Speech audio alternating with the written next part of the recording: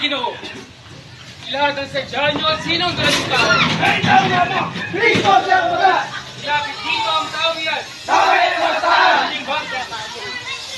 Ganyan ba ang paggalang at kabanalang ipinamamatarin sa bayan? At sa isang tao may kapangyarihan, inyong nilalapastangan na isang tao na tatalian. Pagpatawad po!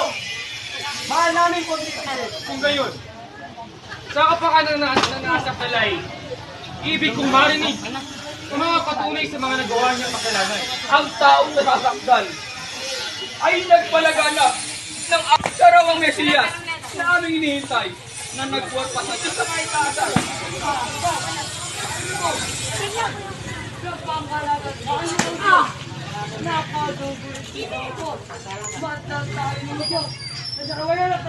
At kanya rin daw isa.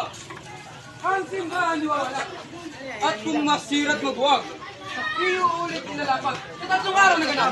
Nangangahulugan na ang nasasakdal ay namangaral lamang ng kapangyarihan ng Diyos sa taglay at hindi kailanman humamon sa Romang pamahalaan at ang isa pa. Ang mga nagawa niyang kababalagan ay hindi sinasako sa batas ng Roma. Ang mabigat na bantaning buhay.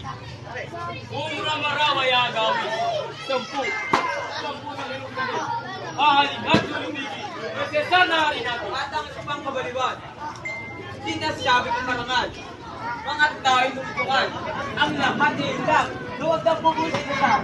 Ito man ay kaugalian na natin na ang may salay patayin, ngunit magsipagnilay kayo't magaling. Mahaba man at makapal ang hibla ninyo at mga bintang. Salot di ko malaman kung makakakal nyo lamang at kung hindi maganda. Paraya ninyo at lahat na. Bakit may tali na siya para matutuhong may sala hinakayot ninyo at pinumura? At sino ko pa mang may saysay upang inyong talian itong tao malumanay bago man itong salang sa Romano Kausay. At sa buong pagmamasig sa inagap ng aking isip kayo, kayo mga Ginoo ay nagdulot ng sakit dito sa taong may bait. Kami lahat ay mga banal.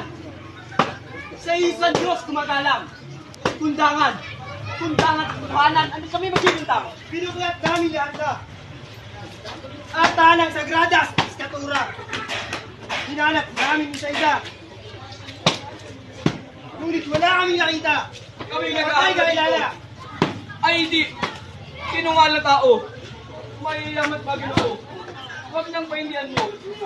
At wala mo yung tao na hindi na nakagulo. Oo! Oo at hindi ko inaalis na kayo'y taong mababait. Ano't bibigyan kong sa akin itong tao na namang sala ni Gabahid. Walang sala! May kapangyarihan ako. Halal ng maraming tao. Ngunit hindi kapahamakan ko magpahamak na kahit na sino, kundi lubhang may sala ito. Ang pagtutol namin tanan ay lakas na adya lumalang. Halos sa sinisigaw, ipako sa krusang bagay, nandun na siya mamatay. Kaya ang lalong sana't maganda at makatwiran. Nang madala ay parutahan. Oo siya. Siya ang paghalimbawaan ng kapwa niya at ang palasa ng pandi na pamalitan. Hatulan na mamatay! Oo at ako'y hatol. Ganyan nga! Dito sa taong dala nyo. Totoo! Matapwat, labas ako sa dugo at buhay nitong tao. Si Kristo, bago ko hatulan, ang krus mo na ipapasan. Ako sa kanya! Ito ang hatol ko't sintensya ukol sa kanyang sala. Sa krus si Paripa, ipa ako 2 kamay 2 paa hanggang doon sa bundok ng Golgotha. Tayo na!